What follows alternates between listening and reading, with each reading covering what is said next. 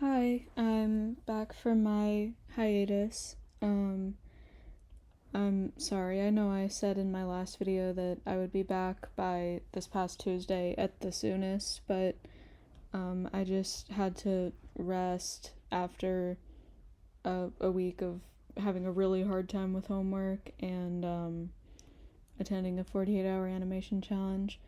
But I'm back now. Due to technical difficulties, I will not be able to share an animated music video today, which is really unfortunate because the animated music video that goes with this chapter is a really, really good one, so it would have been nice to be able to share it before reading the chapter. But I will try to put it in the link in the live chat when I premiere this. Maybe if I get the technical difficulties figured out by next Saturday, then I can show that music video as well as the music video that goes with the chapter that I'll be reading next week. Anyway, yeah, I guess since I will not be sharing an animated music video today, I'll get straight into the chapter. Let me find it real quick.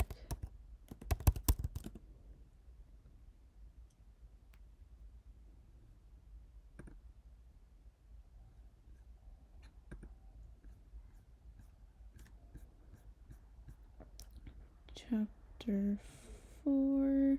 Alright, here it is. This is from my character Kat's POV.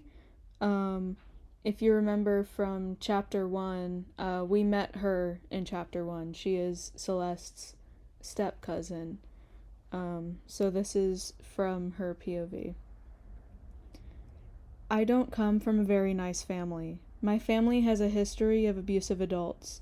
The trauma gets passed down from kid to kid, and each kid grows up to abuse their children too. I still haven't figured out the reason yet. They sheltered me from mental illnesses, so that's the one thing I don't know much about. I'm academically successful in almost every other subject. I'm pretty sure it's because they know a lot of people in our family have mental illnesses, and they didn't want me to realize that. I never was actually abused myself. I had to watch my sister and my cousins being abused constantly, which was just as traumatizing. To this day, I have no idea why they chose not to abuse me specifically. I loved my older sister Mary. I always tried to make her laugh. I learned through our horrible experiences and trying to cheer her up that laughter is the best medicine. Mary decided to move out right when she turned 18. She just couldn't put up with our parents anymore. She moved into the cheapest apartment she could find, which was in a sketchy neighborhood. I didn't want to be alone with our parents. I wanted to be with Mary. After living alone with my parents and hearing them bitch about how Mary moved out for only 2 days, I decided to leave. I left the house while my parents were running errands and waited at the bus stop. I took the bus to an area close to where my sister was and walked the rest of the way. For about 2 weeks, things were almost perfect. We always had to take pepper spray when we went out, and she was protective of me when we were outside together, but neither of us ever had to hear our parents yelling anymore. We hoped that eventually, if she could get enough money from her job, then she could find an apartment in a better neighborhood. But one day when she just wanted to go out to the store and left me sleeping on the couch, she went outside and became a victim of a drive-by shooting. I was devastated. I had just lost my best friend. I didn't want to go back to living with my parents. I remembered that I'd heard my Aunt Maggie married a man who had a daughter, which would make her my step-cousin. I decided that maybe I could live with them. So I called Maggie. They agreed that I could live alone with them. Not that I could live alone with them, just that I could live with them. And now I'm here. I am optimistic that everything will be okay eventually. Right now, things aren't quite okay. Celeste is being abused by Maggie, and witnessing it brings back my trauma. Celeste refuses calling the police or even telling her dad. She says Maggie will manipulate her way out of being in trouble and that will make things worse for Celeste. but I know that somehow we will find a way out of this eventually. I don't see any reason to be negative. Right now I am on a walk. Celeste's house is near a forest, and she goes on walks here all the time. This is my first time going on a walk out here by myself. This is my 4th day living here, and Celeste is currently in school. This must be her 4th day of school, I think. We're gonna try to get me enrolled at her school if I get diagnosed with autism, because she goes to a special needs school. I think we're gonna try to schedule my assessment sometime in the next week. So until then, I don't have school at all. Maggie's house is just far away from the high school I was supposed to attend this year. I've just been walking and thinking, and I realize I haven't checked my phone in a while.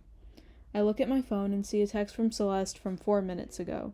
She's asking me to come back inside because she just got home from school, and pretty soon Maggie will be home. Celeste can't deal with her on her own. So I turn around and start running. I try my best to get back at our house soon. When I finally get there, I see I was almost too late. Maggie's standing in front of the door. She greets me and lets me in. I quickly make my way to mine and Celeste's room and see the look of relief on her face as I walk in. She visibly has been having a panic attack. "I'm so sorry, I lost track of time," I say. "It's okay," she responds.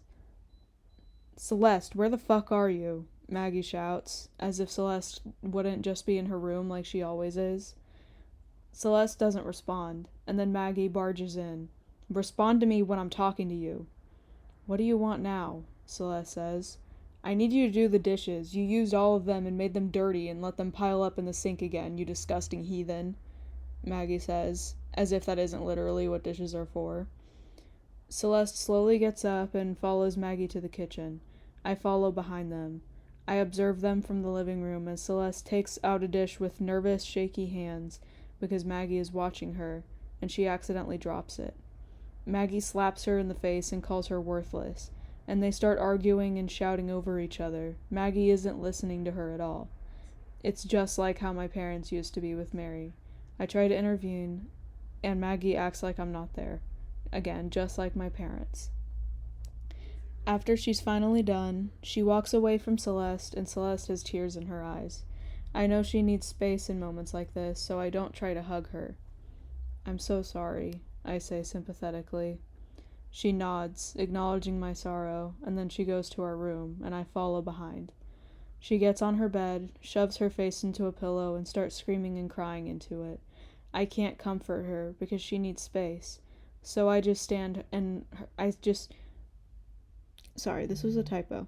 So I just stand by her and watch, feeling utterly devastated and miserable. I begin to weep softly. This is just like the terrible nights with Mary and our parents. I only got to get away from the trauma for 1 week. "Do you need anything?" I say. "No, I think I need to be left alone right now," she says. "All right," I say as I slowly step out of the room and go to the bathroom. I take a shower, more to relax myself than for cleanliness.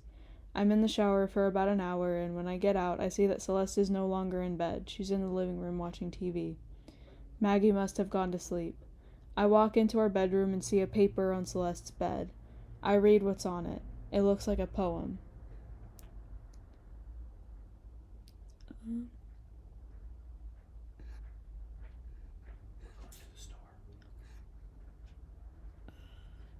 Sorry, I'm just trying to figure out,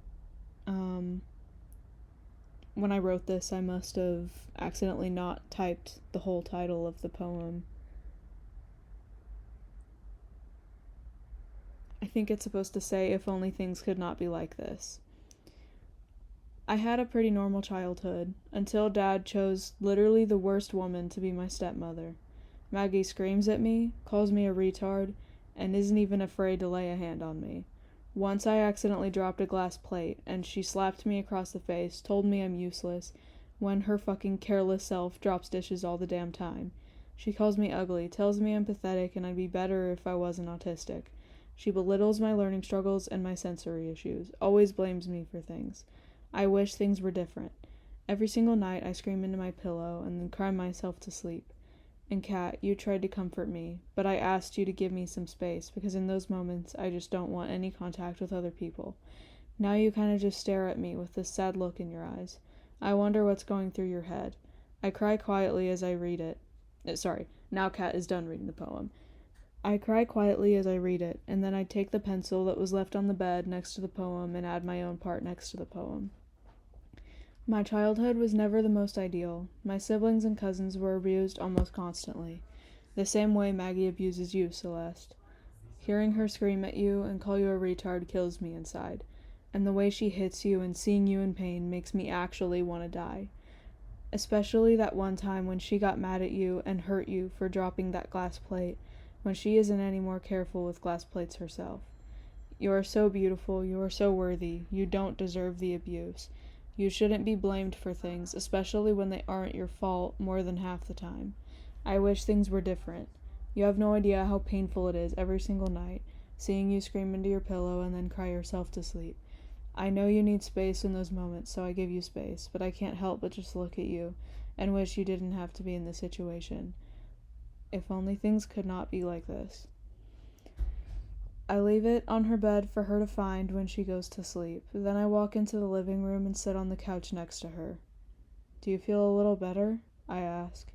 Yeah, I'm kind of okay now, thank you, she responds. I slowly give her a hug and she accepts it, which means she isn't in a panicky state of mind anymore. Then we just watch TV together for the rest of the night, because Celeste doesn't care that she has school tomorrow. Alright, that concludes the story. Sorry this was a particularly depressing one. I don't think the next one will be any better in that regard. I just wanted to give a special thank you to the girl who left really sweet comments on my last two videos. Let me find what your channel name was. I forgot.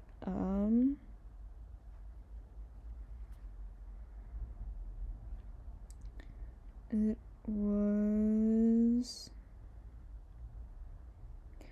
that one girly. Yeah, I just wanted to give you a shout out because I really appreciate your support. As of right now, you're one of the only people really following my story, aside from people who I know personally. And I just really appreciate it. I hope that you find this one too. That's it for today. I will most likely be back next Saturday. I'm pretty sure. So, yeah. Goodbye.